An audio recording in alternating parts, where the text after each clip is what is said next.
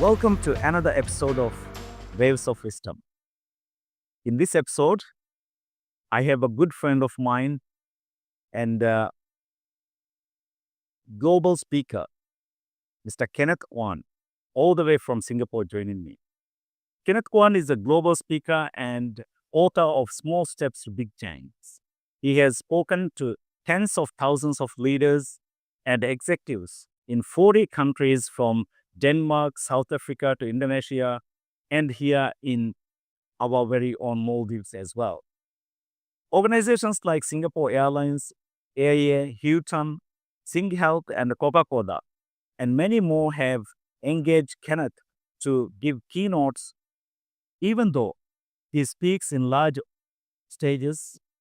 At the end of the day, he is a proud daddy of 3 active kids, boys actually, and is proud that he taught them, his kids to pee, lift in the toilet cover, and ride their bicycles. Welcome to the show, Kenneth. Thank you. Yes. Yes. Kenneth, it's really a pleasure to have you on my podcast, and we have known each other for many years now, and we have built this friendship through our professional speaking networks, and that's how we met at the first. And um, how is your work going at the moment? Wow. It's amazing. What started off as a dream. I've been in business for 18 years already, and it's really exciting. I'm just so happy to get paid to do this. It's a dream job. Yeah, yeah. I think that resonates very well with the theme of my podcast as well, which is actually unretirable. We'll talk about it a bit later. So, to start with, uh, did you actually thought this would be your career in your early days of your life, or at the beginning of your career? How did you start your career actually? What were your interests when you finished school or college? Right. So I started off here in the engineering world. Actually, I was a mechanical engineer. I was trained for it. You know. But the magic question that I had in my life was this the job that I want to do for the rest of my life? It's a simple question. I believe all adults have asked this question before. Is this what I want to do for the rest of my life, right? And I realized I couldn't answer it. And therefore I started looking out for something that I felt that what am I, that's really me, what's something that I stand for, what's something that I love to do. And of course, had a midlife crisis when I was a lot younger, uh, a lot more hair at that time. And over time, I managed to find out, and this is what I wanted to do. Yeah, I wanted to be a speaker. I wanted to develop something from the scratch and then bring it out to the public. Take an idea and launch to go to market, and after that, um, and earn a living out of it. So that was very clear to me. What made you actually a well-trained engineer who was in the corporate world to actually think of pivoting into speaking and training in this area? It's, sometimes I don't know where to begin. But um, I think you know that midlife crisis question that I shared with you earlier on that helped me to think, but I wasn't sure exactly what to do. Right? Many people would just say, "Okay, I know I don't want to do this, but what can I do?" Right? So I took a lot of time. I took 1 year just to ask myself a very simple question: what's something that I'm good at? Or what's something when I say I'm good at it, it means I'm just a little bit better than most people. It doesn't mean that I'm fantastic at it.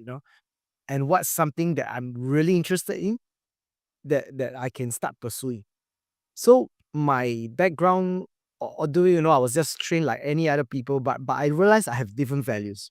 While most of my friends, they are all looking out for high paying job, they want to climb the career ladder. my values were I wanted to do something that I felt that was me, there was a reflection of what I believed in. And it was a very different route, but it was also a very painful route, to quit your job, to just jump into something that's unknown, and then I lived on love and fresh air for 4 years. It means I didn't earn much money, a lot of fresh air. Okay, so And my wife supported my dream, she knew that it was very tough, but she just said, just go on, just go on and make it happen. Yeah. And over time, I became clear, that I could do certain things a lot better than most people. I could facilitate activities. I could teach a lot better than most people. And over time, that's where I realized that okay, this is something that I could do. I could had an unfair advantage, a competitive edge from rest of the people. And I started to just jump straight into it. yeah. So, how old were you, or like at what stage of your career were you when you changed into this field? Yeah. So I think I started the business at 27, really early, really, really. No, I worked only for 2.5 years, and at 27, I had this, I mean, before that, really, 26, I had this midlife crisis. 27, I made the decision to go, and after that, I've never looked back, And it's now 18 years in business, and I can say it's one of the most fulfilling decisions. It was very stressful. There were many nights I couldn't sleep. It was even to a point of time, I remember when my wife asked me this magic question. Spouses, they're amazing, right? They just ask you the most pointed question. And she asked me, Kenneth, are you stressed? Because, for 4 nights, I couldn't sleep well. I just couldn't sleep. I was just blaming the heat. The aircon wasn't good enough. But she asked me after the 4 days, are you stressed? And you know what's my answer to her? Just like any other guy, I said, of course not. And when she left, I cried. I cried bitterly because I knew that I was so stressed. I had a dream, but I didn't know how to make it happen. And I had to figure a way out. So yeah, it's tough. The beginning was tough, really, really tough. Yeah. What was that dream like? You had you wanted to be independent. It was a matter of like independency, or you were searching for a meaning of your life or a purpose or something like that. What was that actually dream like? Yeah. So I'll go back to values. Everyone has a certain set of values. What's important to them, right? So I valued the ability to follow a dream. So following my dreams is very, very important. And it was contrary to earning a stable paycheck. And and that's why I realized that it was so important that I needed to follow, because I needed to be true to myself. I didn't want to do something that I could do, but I had no love for it. So that's why I knew that I had to quit my job and just start this. And that's a tough decision, because not everyone is prepared for that. In the beginning, maybe uh, being ignorant helps, because I don't know much, and I didn't have much liabilities at the beginning. But it was a time where I just got married, and I remember I had a house to pay, bills to settle, and I was just living by just a couple of hundreds of dollars in Singapore, and that's very little. You can't just survive by a couple of hundreds of dollars. But with the 4 years, I realized that I could live on very little. So but once you're clear, it helps you a lot more.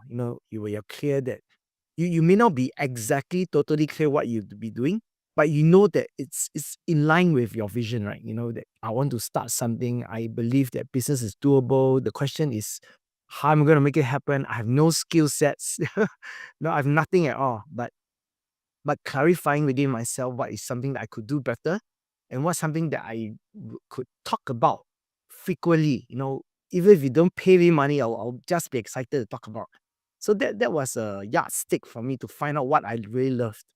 And and that was important in the beginning, because you need to have a lot of passion and a dream, right? Or else it becomes really difficult right from the beginning. Yeah. So I think this has helped me sustain as well. Yeah. I think you very correctly said this is it is the matter of having the passion and following your values as well as being very clear is very important. I think this is where most of the people find it challenging. How to get that clarity? So, what were you doing to get that clarity, or even now as a matter of practice to get more clarity into what you need to do in the future going forward? Is there any models you follow or any practices you do which you can share with our audience? Yep. So if I just summarize everything, what I realized that I took a lot of time to just evaluate, do some self-evaluation, a lot of soul searching. And it helps a lot in the beginning because, I had a lot of time.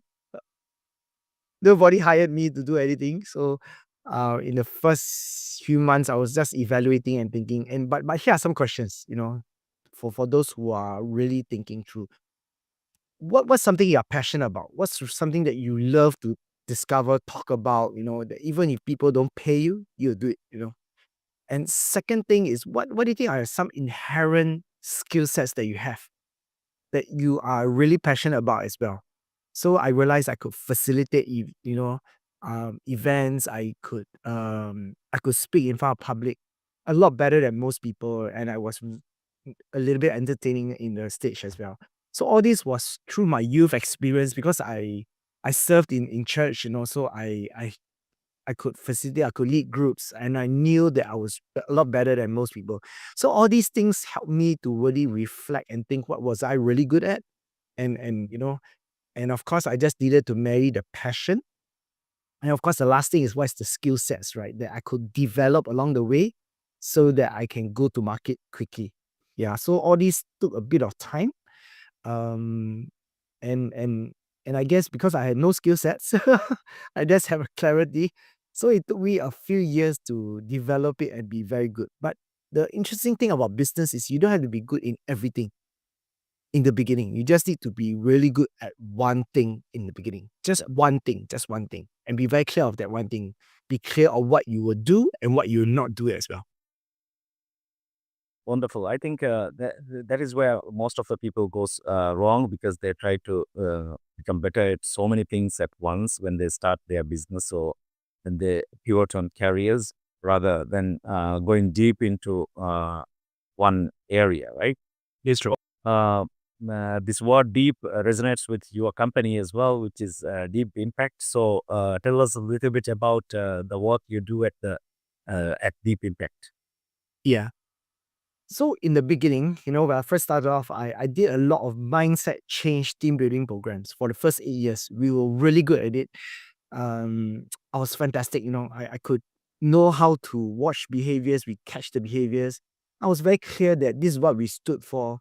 And there are many things that we don't do. We don't run around the island taking photos, just having fun.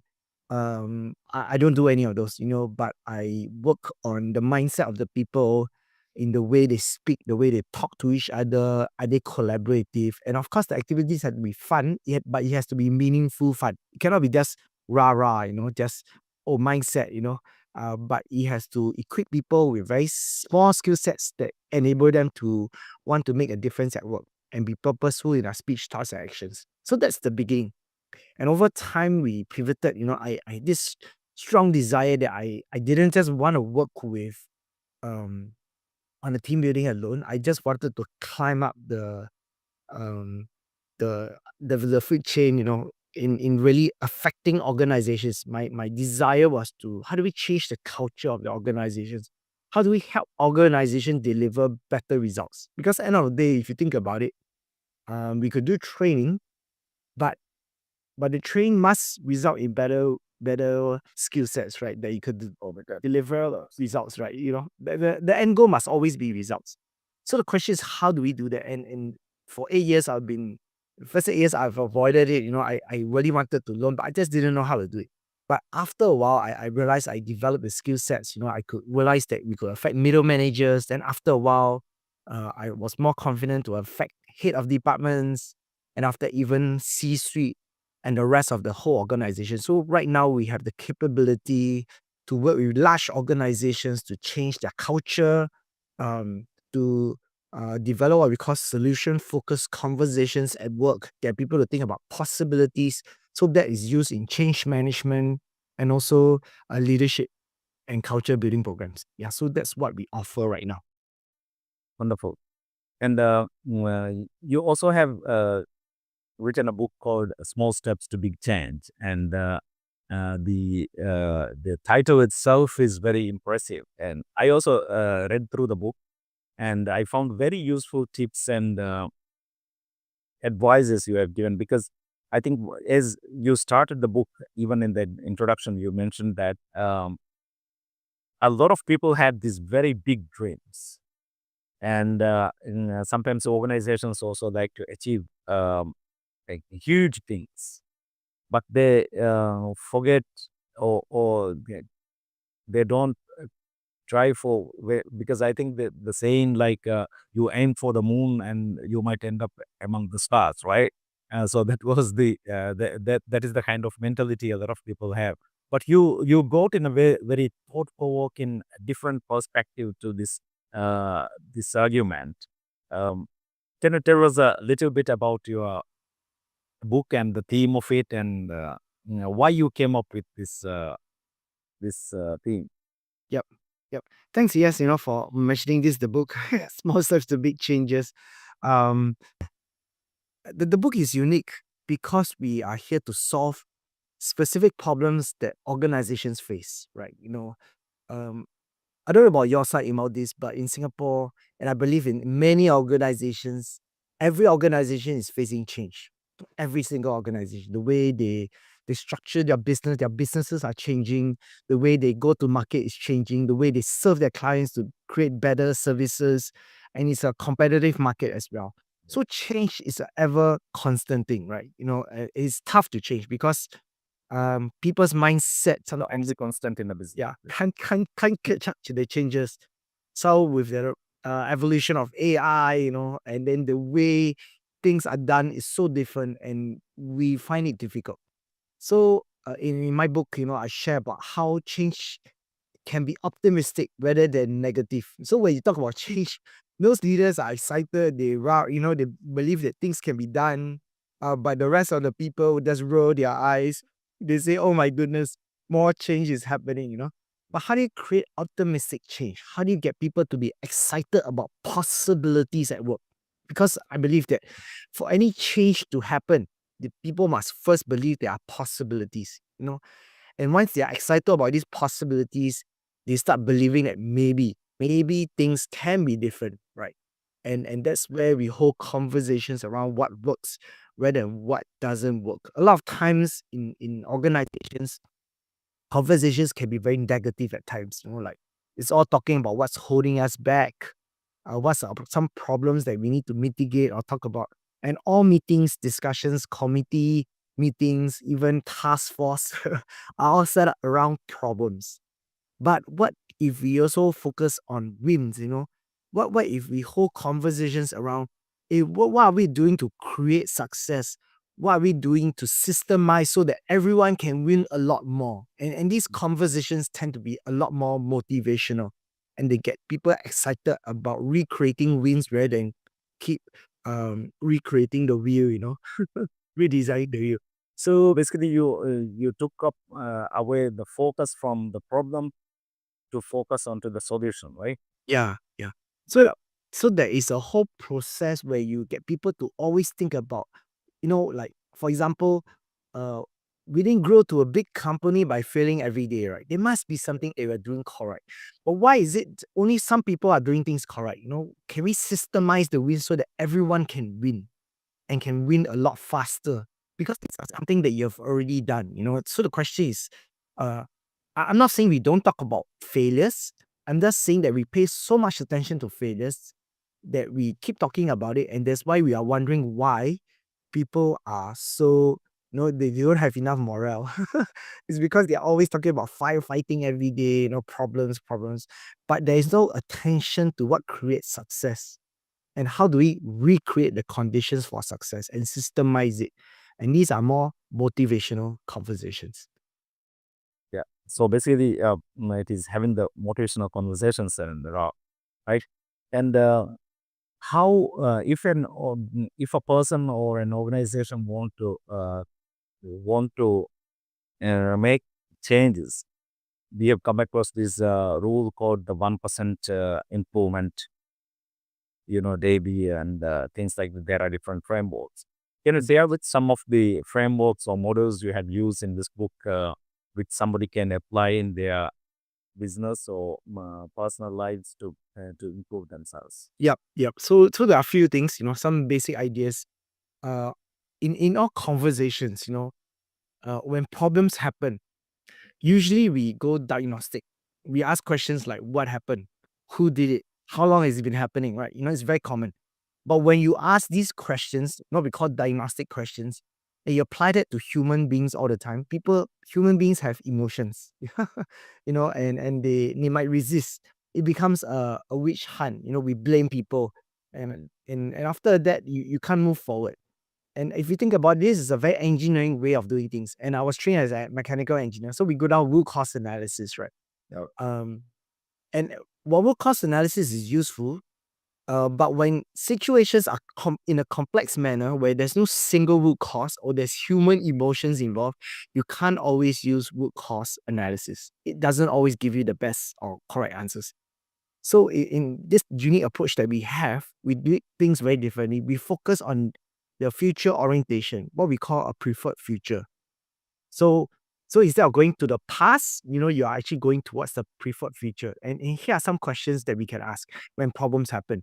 So we make statements like, I'm sure we didn't want this problem, right? I'm sure we wanted something better than this problem. I'm just curious, what do we want different and better? How will we notice that things are different and better? And what do we need to uh, start systemizing so that we achieve this better and difference faster? What's one small step we can take towards this new direction so that everyone can win rather than make mistakes?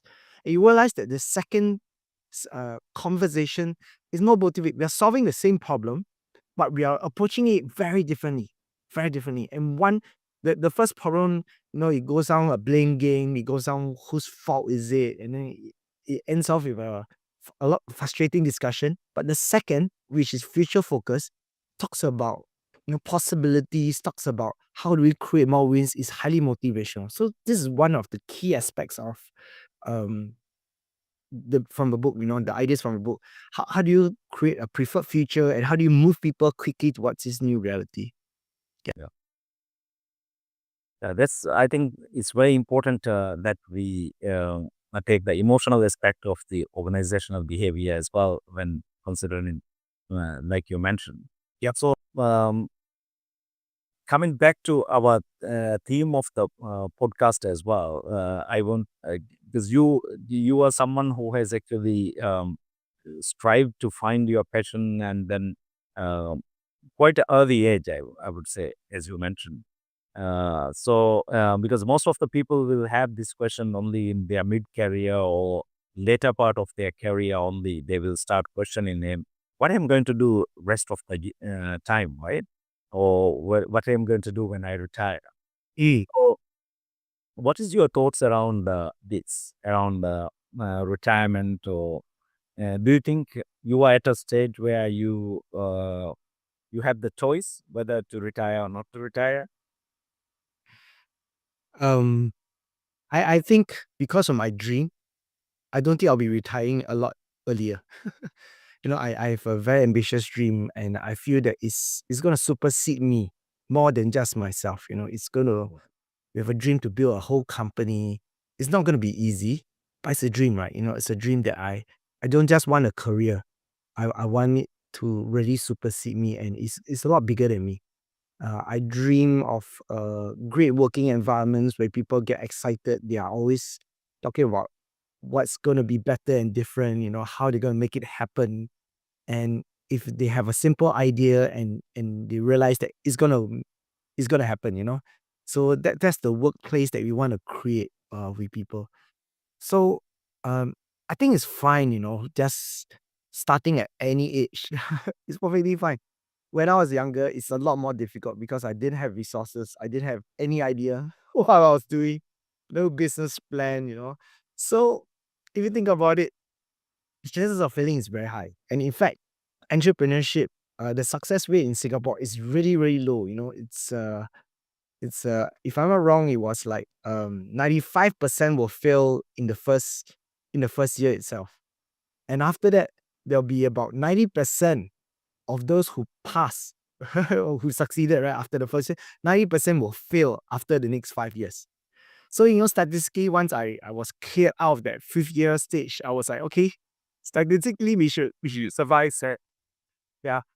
Um, but starting at whatever age doesn't really matter. Sometimes if you're older, it's fantastic, right? Because you have a lot of knowledge, you have experience. You don't start from zero. You start from a wealth of context, knowledge of certain things.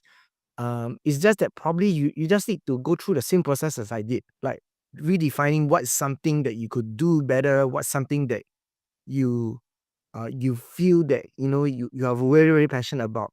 And this self-discovery is important for anyone who wants to start on this journey. I think that's a very important tip. And what is there any preparation which people might have to do from your experiences of what you have done correctly or the lessons you have learned? Is there anything you can share with the people who are thinking of shifting this from from a stable career to maybe a unretirable career, what I call? Yeah. I want to be consistent in my book, Small Steps to Big Changes. I will always, of course, we have big dreams, right? Everyone has dreams. Some are bigger than the others, and um, but what will be a small step? What will be something that you could start doing? For example, if I wanted to be a speaker, no. The question is, what will be some small speaking engagements that I could even try out? Try something, try a short message, uh, a short 30-minute message. Maybe I could even start out with students, I could give my time, volunteer in my kids' school, or just tell the principal, I got a strong message that I think will be useful for them when they grow up. And try speaking. Do something. Don't just stand there. Just be active in just pursuing. And when you try it out, you realize that sometimes it frightens you. But sometimes it just empowers you even further. And that's important because you will know certain when you start testing out your hypothesis, maybe I'm interested in this, and when you do more and more of it, then you realize I love it. I'm scared like crazy, but I just love it. That's how I started as well. I tried um a lot of facilitation. I could lead activities, I had strong facilitation skills and I could go through rather than just playing games. I could see human behavior, help them realize it on the spot. So that was something that I could do. And so all these small steps. So when I did a lot of projects last time for church groups and events, I could MC. I didn't have any substance, I didn't have any like skill sets, but I knew I could do it a lot better than most people. Just entertain and have fun, uh, handle groups really well, you know, speaking in front of a few hundred people, telling them instructions one time and it gets done rather than keep repeating myself again and again. So over time, I got more confident. And after a while, when I jumped into it, I didn't start from zero. I knew that I could start from somewhere. I was not the very best, but I knew that I wasn't the very worst. I already had something planned. So start diving into what's something that and just give yourself some time to try it. The problem with most people is they just look at other people and say, I want to be like Kenneth. I want to be like him. I want to earn the money that he's earning, you know. But you don't understand that I went through a long process of refining and getting better of that one skill, just that one skill. And after a while, I started developing another skill. After many, many, many years, that I could develop one more skill. So it takes time. Give yourself time. Give yourself a runway as well. And of course, talk to family members, talk to spouses as well. So you need to prepare them, right? If you're married, you need to tell um start start seeding ideas, because if you just tell them I want to quit my job, I can't do it anymore, they're gonna freak out, right? Because it's not just you in the whole equation, right? There's this whole discussion. And I was just telling my wife when I was a lot younger, wow, this trainer earned a lot of money, and this guy did follow his dream, and then over 1 year, and finally when I told her I wanted to do this, she somehow knew it was coming already. Yeah, and that seeding process is very important. So in short, focus on what are the small steps you can take to realize your passion, and of course, what kind of skill sets that is needed for this particular passion as well. And of course, the third thing will be talk to family members, talk to your own personal stakeholders. Yeah. Yeah. Since you mentioned about your wife, I also met her when you visited Maldives couple of times. And I always see you traveling with her and working with her, and she's really by your side. And not only your life partner, but also your business partner. How is it like to have your wife as a business partner? This is not a scenario we see quite often. Yeah, yeah. It's actually quite tough. No, it's actually quite tough. Yeah. But we have been around for 10 years. We're working for a decade together. Many people ask me, do you miss your wife? I say, I don't. Because I see her in the morning, the day and the night, I see her every day. And we have learned how to work with each other as well. There are a lot of times we will disagree. It's frustrating, and we will just say the things. But we realize that it's very important that when you work with your spouse, you need to be very clear on your engagement, your style of engagement. And we are both very direct people. If I don't like it, I'll just say I don't like it. Yeah, I just don't like it. But this is how we handle it.